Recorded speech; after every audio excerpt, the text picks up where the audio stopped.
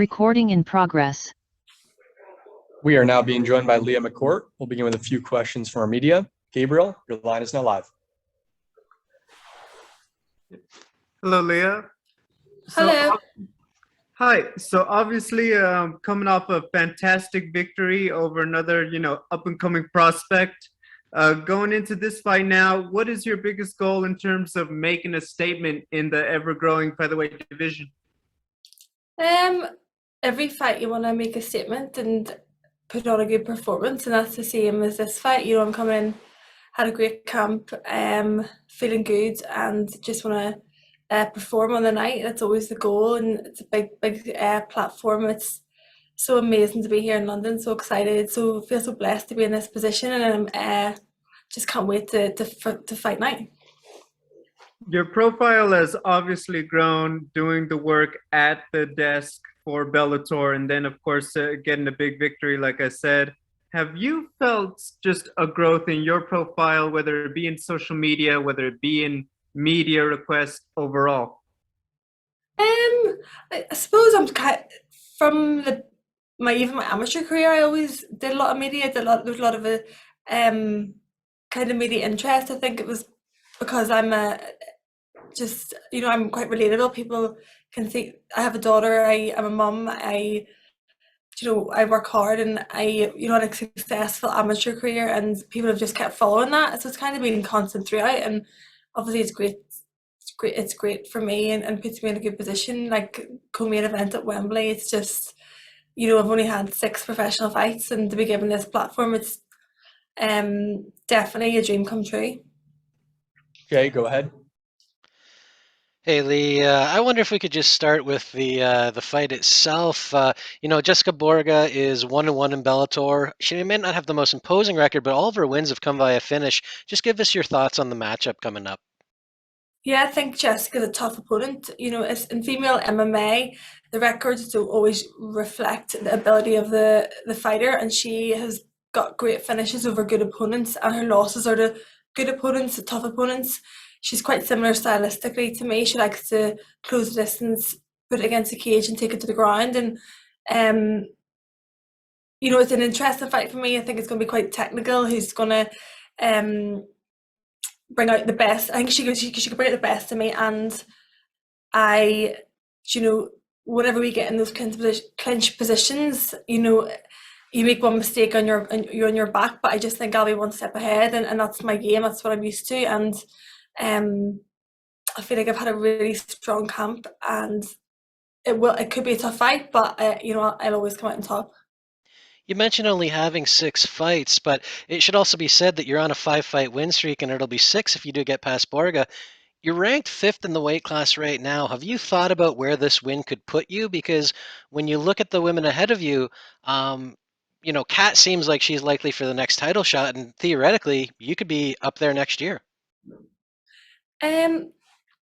I just look at the next fight. I'm just always looking at the next fight, the next opponent, and it's never like, I don't think how many. It's going to be inevitable. I'm going to be fighting for the title, and I always say, I was an amateur world champion. It's my destiny to be a professional world champion. But I don't look at like there's a number of fights that I should have. I look at it when I can bring out the best of myself in the cage, and I'll know when I'm ready. I'll know when the time is right. I have only had 6 professional fights, and every fight's an acid test. I'm fighting on big shows, big platforms, and massive pressure on my shoulders, and I'm just trying to find my rhythm and bring out the skill set that I have on the night. When you talk about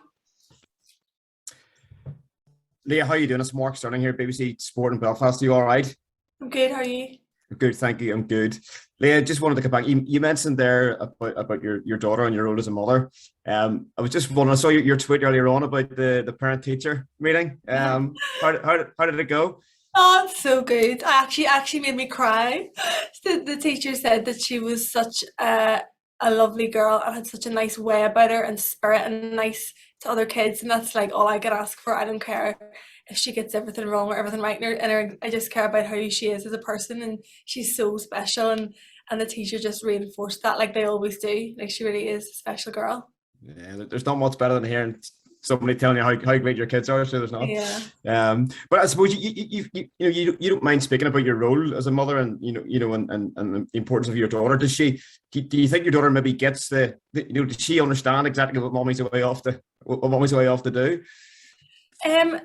She's definitely used to me obviously doing fight camps and fighting, but I'm just really looking forward to next week when I can just spend time with her. I'm probably going to take her away at half term. I have to sacrifice so much time away from her for my training. Like any working mum has to. We all have to work and provide for our kids, so it's not like I'm special and other mums don't find it hard as well.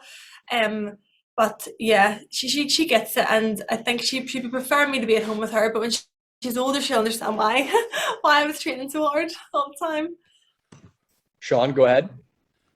Hi, Leah. Sean Sheehan here from Severe MMA. Just two questions. The first one I want to ask you is, you spoke there a second ago about the ranking and fighting someone maybe who's 3-3 and maybe not as highly ranked as you. How do you reckon that, as someone yourself who is only 6 fights into your career, like how do you reckon between being ranked number 5 and being, maybe 1 fight away from Cyborg, one of the greatest fighters we've ever seen, we'd only been 6 fights in, and maybe needing a good few more fights before, never mind anyone else, but before yourself, you're at, a real top, stage of your career where you're ready for the absolute best in the world?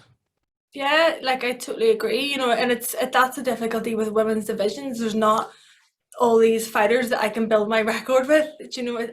Every fight I've had has been on a massive show or a massive stage, or they're all tough opponents, and that's obviously I get the benefits of that, of being in this position, fighting in co-main event, but at the same time it's like every fight's an acid test. So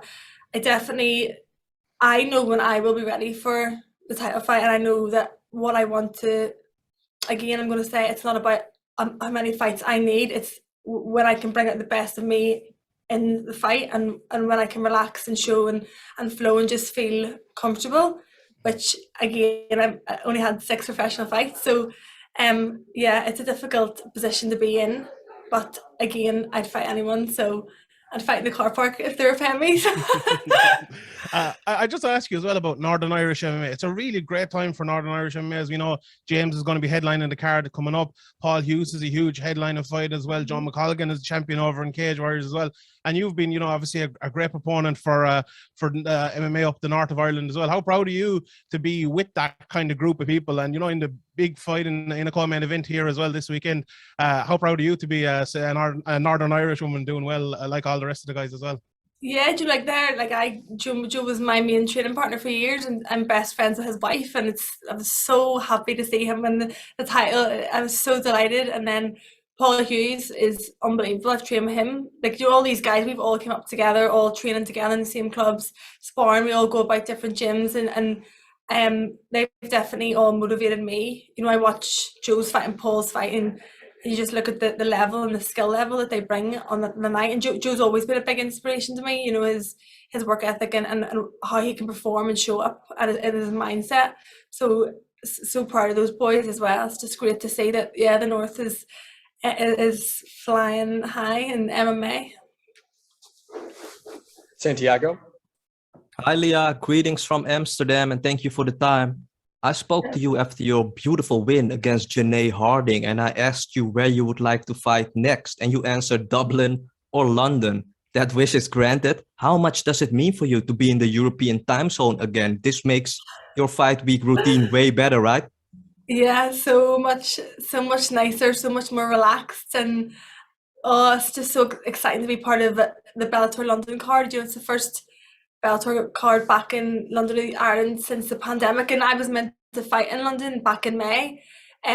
This was the first card that was cancelled in the pandemic, I think, and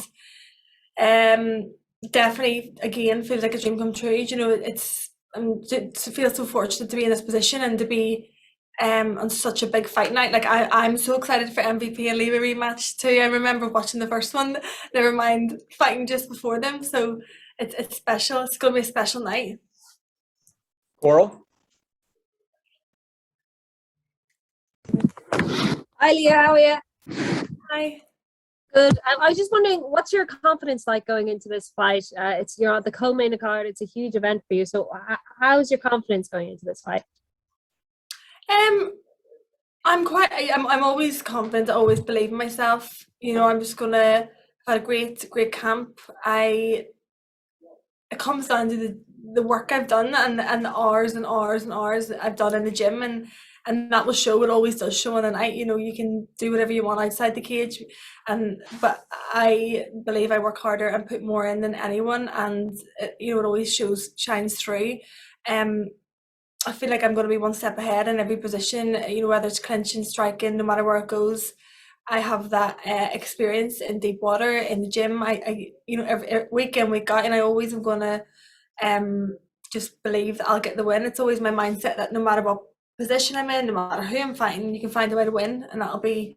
You don't know what's going to happen. You could go in there and act like a totally different fighter, but I just have to adapt, and I'm used to fighting different styles, so I'm really confident. Luke Kelly, go ahead. Hey Lee, Luke from Empire Universe podcast. How are you? I'm good, thanks. First off, how has your fight camp gone? Yeah, had a great camp.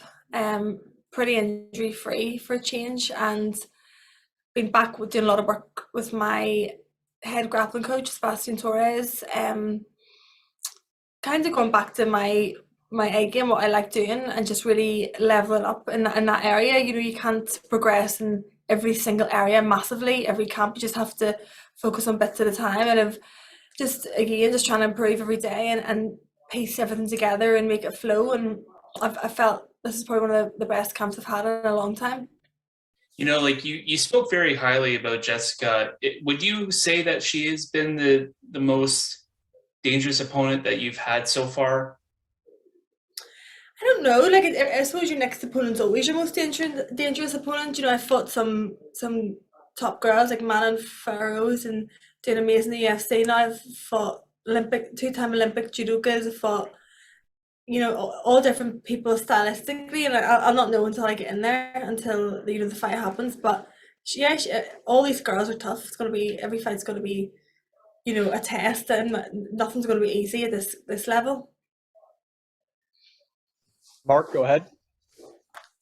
Hey, how you doing? You talked earlier on there about the success of Northern Ireland in MMA. There's also been a lot of sort of success generally for women in sport, for Irish women in sport recently. You know, Kelly Harrington at the Olympics, Bethany Firth, Luna McGuire at the golf, and obviously Katie Taylor generally in the boxing. I mean, does that sort of inspire you that you sort of can take your place among those fellow female sportswomen? Yeah, it's great to see so many Northern Irish females doing so well, and Katie, you know, all over Ireland. You know, like there's so many great female athletes, and it's great to be a part of that movement, and hopefully inspiring younger girls to look up to these girls, and that to want to be athletes, and they can see that there is opportunity, there's careers, you know, going down this route, rather than the kind of trend that is, you know, kind of pushing young girls away from that at the minute. So I'd love to see all the great females being so successful and getting good media coverage, and hopefully inspiring the next generation. Yeah, that profile you've all got is raising more and more all the time, isn't it? Yeah, I feel so. I feel like it is, and I feel like, you know, there's more interest in female athletes and female sport, and people are giving them the recognition they deserve. We'll take a couple more here. David.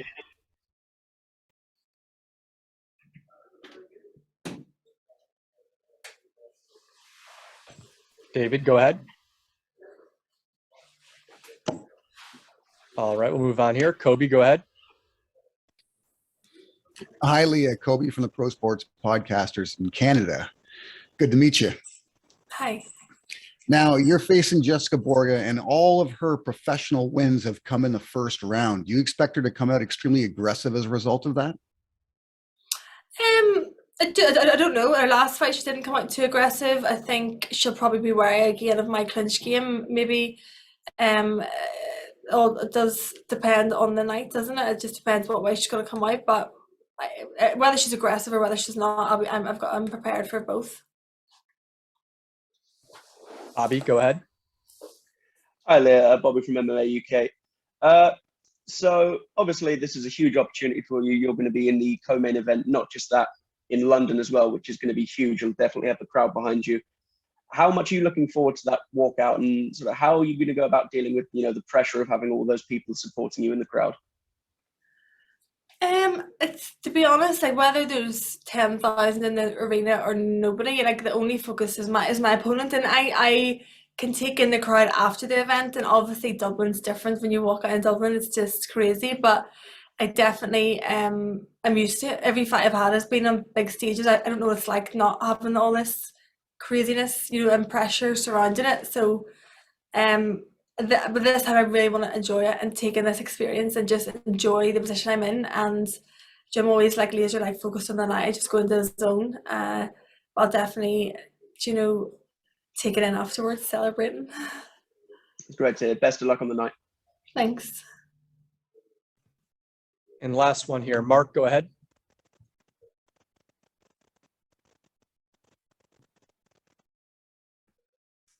Yeah, Leah, just a final one.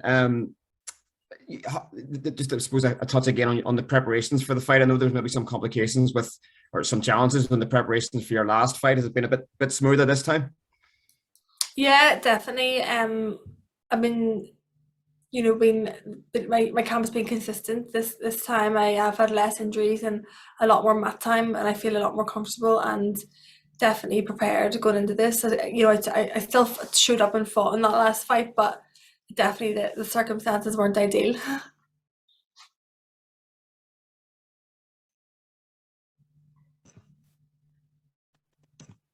All right, that wraps it up here. Thank you very much for the time, Leah, and good luck on Friday. Thank you.